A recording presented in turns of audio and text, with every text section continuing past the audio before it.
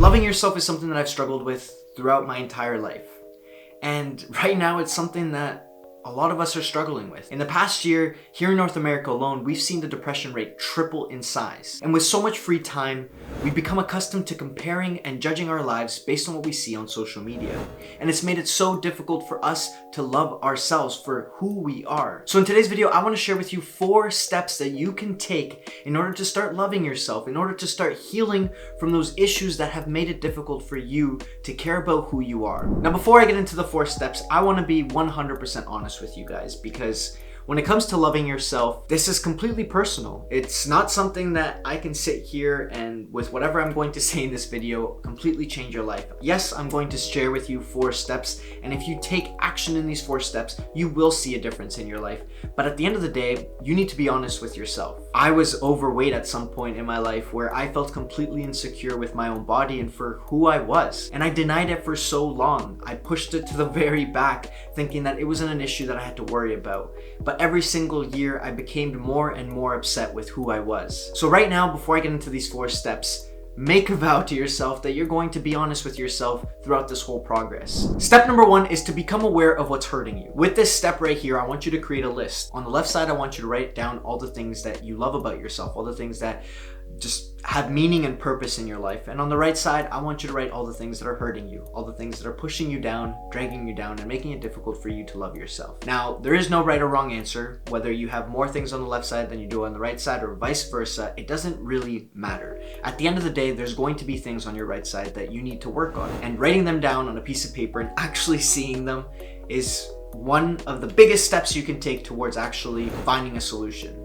You see, a lot of us focus so much on the problem and we struggle to find solutions. And writing things down and seeing them on a piece of paper, seeing them in front of you, that's when you'll start to see progress. And once we've created that foundation, we can move to step number 2, which is to heal. Now I know what you're thinking, heal. How are we going to heal something that I'm watching this video specifically to heal? Well, like I said before, it's important for us to be honest with ourselves. And in this video, I'm gonna be honest with you and to tell you something that we all struggle with.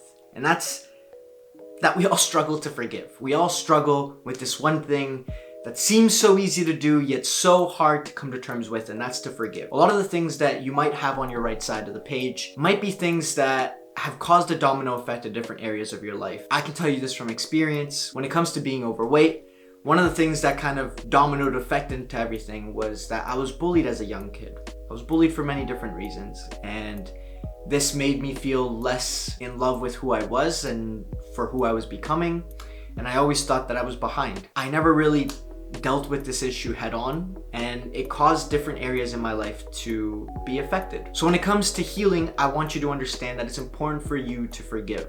Forgive yourself, forgive that person that hurt you, forgive the situation that you're in, because at some point you're going to realize that this is something that you had to go through in order to get to that next step, to become that next version of yourself, to become the 2.0 of who you are. This step right here is all about creating a personal greatness practice, or in other words, a greatness routine. This routine is something that you're going to carry out with you every single day till you're happy with your results. And even then, you're going to want to continue doing it. Trust me, I've been there. But right here, I want you to focus on the things that are going to help you solve this issue.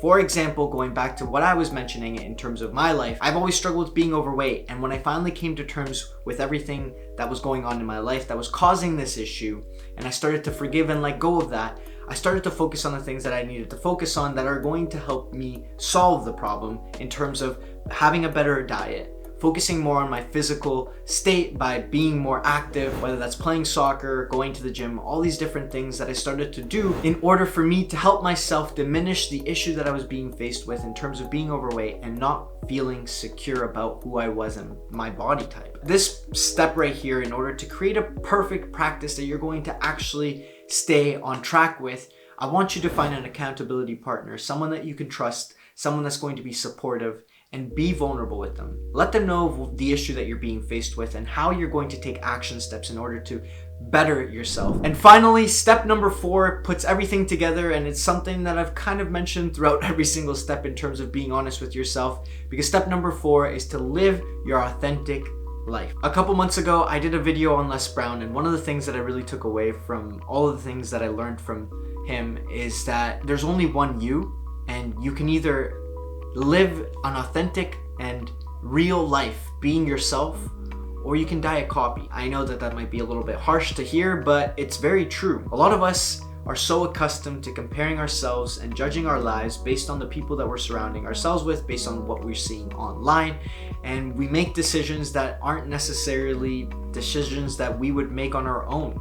They're decisions that are influenced by the people that are around us, the people that are in our lives. So when it comes to living an authentic life, I want you to understand that there is only one you. You put all these 4 steps together and you practice this every single day. I promise you that you'll see the results. It's happened in my life and it can happen in yours. Thank you guys so much for watching. As always, if you guys did enjoy today's video, please make sure to give it a like. If you're not subscribed yet, hit that subscribe button, and I will see you guys on the next one. Peace.